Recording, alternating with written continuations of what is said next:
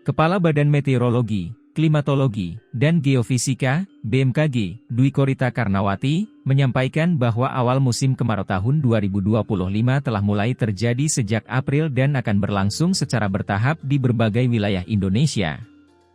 Kendati demikian, musim kemarau tahun 2025 diprediksi akan berlangsung lebih singkat dari biasanya di sebagian besar wilayah Indonesia.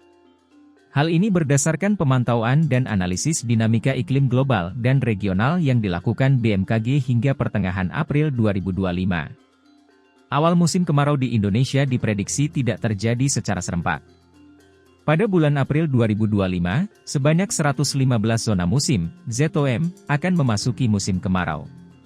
Jumlah ini akan meningkat pada Mei dan Juni, seiring meluasnya wilayah yang terdampak, termasuk sebagian besar wilayah Jawa, Bali, Nusa Tenggara, Kalimantan, dan Papua, ujar Dwi Korita di Jakarta dalam keterangan tertulisnya, Selasa 15 April 2025. Ia menambahkan, fenomena iklim global seperti El Nino Southern Oscillation, ENSO, dan Indian Ocean Dipole, IOD, saat ini berada dalam fase netral, yang menandakan tidak adanya gangguan iklim besar dari Samudra Pasifik maupun Samudra Hindia hingga semester kedua tahun 2025. Namun, suhu muka laut di wilayah Indonesia cenderung lebih hangat dari normal dan diperkirakan bertahan hingga September, yang dapat memengaruhi cuaca lokal di Indonesia. Dwi Korita juga mengungkapkan bahwa puncak musim kemarau akan terjadi pada Juni hingga Agustus 2025, dengan wilayah-wilayah seperti Jawa bagian tengah hingga timur, Kalimantan, Sulawesi, Bali, Nusa Tenggara, dan Maluku diperkirakan mengalami puncak kekeringan pada Agustus. Terkait sifat musim kemarau 2025, sekitar 60% wilayah diprediksi mengalami kemarau dengan sifat normal, 26% wilayah mengalami kemarau lebih basah dari normal, dan 14% wilayah lainnya lebih kering dari biasanya.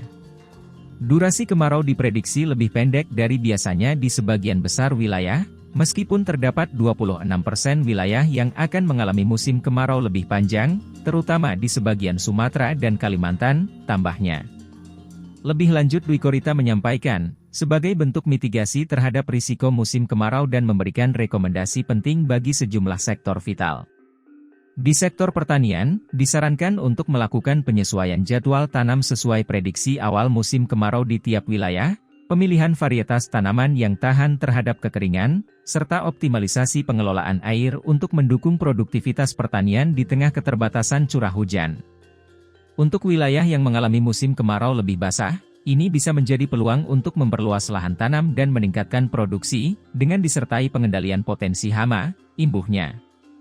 Untuk sektor kebencanaan, peningkatan kesiapsiagaan terhadap potensi kebakaran hutan dan lahan, Karhutla, menjadi hal yang sangat krusial, terutama di wilayah yang diprediksi mengalami musim kemarau dengan sifat normal hingga lebih kering dari biasanya.